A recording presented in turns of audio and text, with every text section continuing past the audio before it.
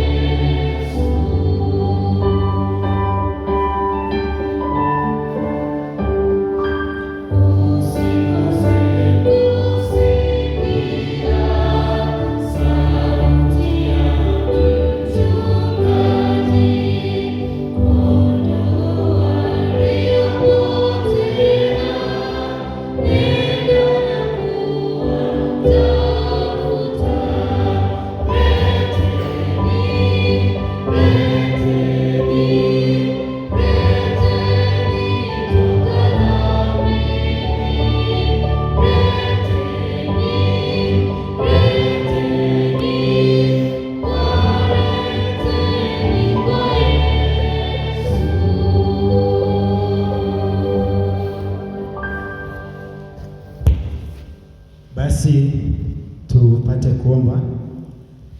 Baba yetu na Mungu wetu unayetupenda, tunasema asante kwa ajili ya vipindi vingine ambavyo tumekwisha kutangulia. Endelea kutubariki tunapoelekea kwa kipindi kingine. Mtumishi wako anapoenda kusimama na kunena nasi, yale ambayo utanena yakawa ni maneno yanayotoka kwako, na hatimaye tukapate kuelewa na tukafanya mabadiliko katika maisha yetu. Ndivyo tunapoomba na kushukuru, ni kupitia jina la Yesu, amina. Bwana ni mwema. Bwana Yesu asifiwe. Basi sote niwaalike tuwe makini kusikiliza somo ambalo inafuata atakapokuwa akifundisha, na haya ambayo atakuwa akielekeza basi tuweze kuyafanyia kazi, na Mungu awabariki. Pastor, karibu.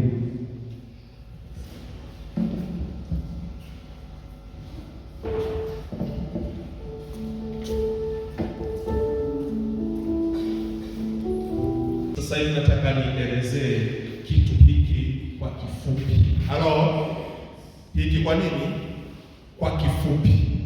Mwanzo 12 aya ile ya kwanza hadi aya ya 7 na ya 8 na kuendelea inazungumzia maisha ya Ibrahimu akitolewa na Mungu kwa agizo la Mungu la kumtoa kwenye jamii yake katika Uru katika Mesopotamia, ili Ibrahimu ampeleke kwenye nchi ambayo Mungu aliandaa.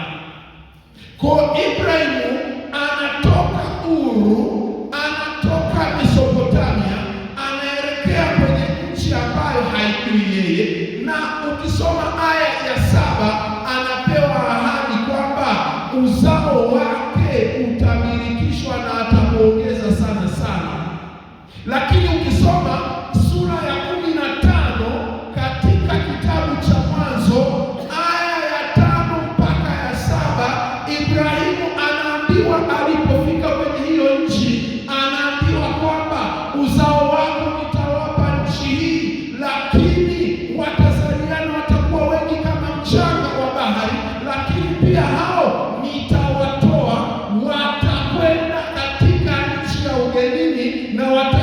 huko miaka 400, lakini kisha nitawachukua tena, nitawarejesha wapi? Katika nchi hii, nao watairithi. Hapo yuko tayari Kanaani. Ibrahimu anatoka akiwa ni yeye na mke wake na Rutu, watu watatu. Wanapofika Kanaani, Ibrahimu bado anapata ahadi za kupata uzao, lakini pia anasema uzao wako nitaubariki. Hajatofautisha Mungu kwamba uzao wake utabarikiwa kwa nani na kwa nani, ikiwa ina maana kwamba kila aliyetoka kwenye viuno vya Ibrahimu amebarikiwa. Amefanyaje?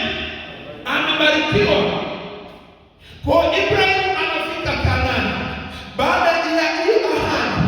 Mwanzo ile 15 anakimbia, anakwenda Misri. Njaa imejaa Misri, anafika Misri, anapewa binti wa kazi. Binti wa kazi anarudi na Sarai, wanarudi Kanaani. Ibrahimu anakuwa yeye, Rutu, Sarai na binti wa kazi. Familia tena imeongezeka. Sarai anampiga injili Ibrahimu akimwambia, ukiambiwa na wewe changanya za kwako, Mungu amesema atakupa mtoto, lakini unaniona mimi ni mzee, nina miaka 80, wewe sina kitu, mzee, tutapata wapi? Huenda Mungu ameleta huyu binti ili tupate mtoto. Kwa tamaduni zao, yule binti wa kazi alikuwa ana uwezo wa kuhendo mpaka mambo ya kifamilia, ikiwa mama hawezi akayahendo. Kwa hiyo anamsaidia. Ibrahimu akapigwa injili na mke wake na wakafungishwa ndoa. Mwanzo sura ile ya 16 aya kwanza hadi ya 3. Ibrahimu akaitikia, akaingia kwa Hajira. Hajira akapata mimba, na hiyo mimba ndio ambayo alitoka Ishmaeli.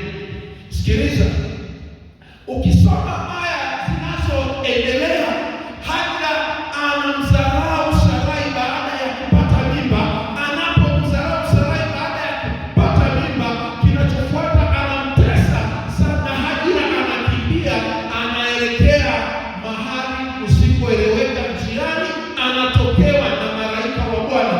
Mahali popote ukikuta kuna neno linasema malaika wa Bwana, malaika wa Bwana, haina maana nyingine, inamaanisha ni Kristo. Haleluya!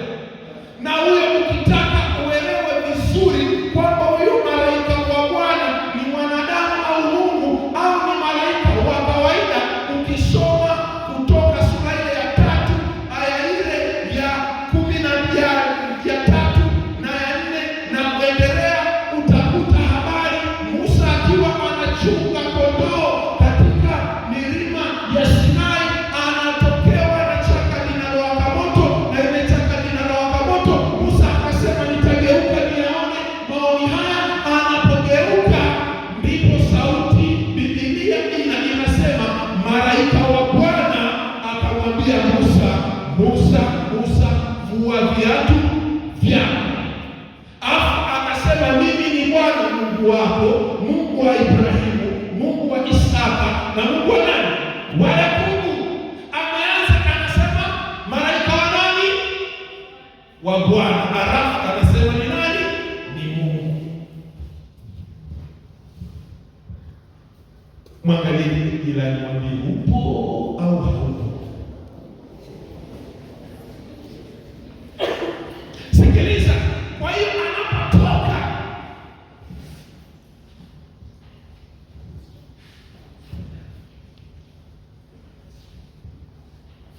anapotoka Hajiri, anatokewa na malaika wa Bwana. Malaika wa Bwana anamwambia Hajiri, unaenda wapi? Namkimbia bibi yangu. 1, 2, 3. Akamwambia rudi ukanyenyekee kwa bibi yako. Alafu una mimba. Hiyo ni aya 10 na 11. Una mimba, na hiyo mimba, tazama, utazaa mtoto wa kiume, na huyo mtoto jina lake ataitwa Ishmaeli. Ishmaeli maana Bwana alisikia. Kwa jina la Ishmaeli linatajwa na Mungu mwenyewe, ambaye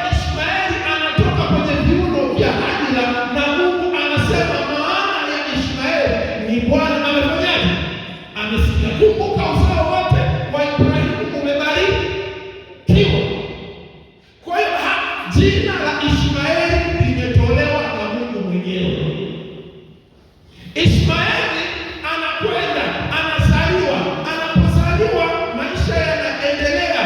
Mwanzo 17 Ibrahimu anatengenezwa, anatubishwa dhambi zake, jina linatoka kuwa Abraham anakuwa Ibrahimu, na maisha yanaanza tena upya. Maisha yanapoanza tena upya, kunatokea konflikti kati ya familia ya Ibrahimu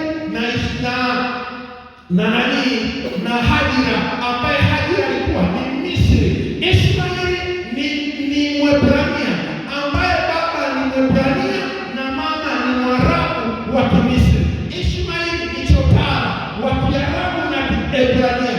Mwanzo 21 kunatokea sintofahamu kati ya Hajira na na Sarai, wanavurugana, hatimaye Hajira anaondolewa nyumbani kwa Ibrahimu. Mwanzo sura ya 21:8 inasema wakaelekea mpaka Beersheba, lakini wakatoka Beersheba wakasonga mbele mpaka Himbo tukasa Gilgali, pa baraka.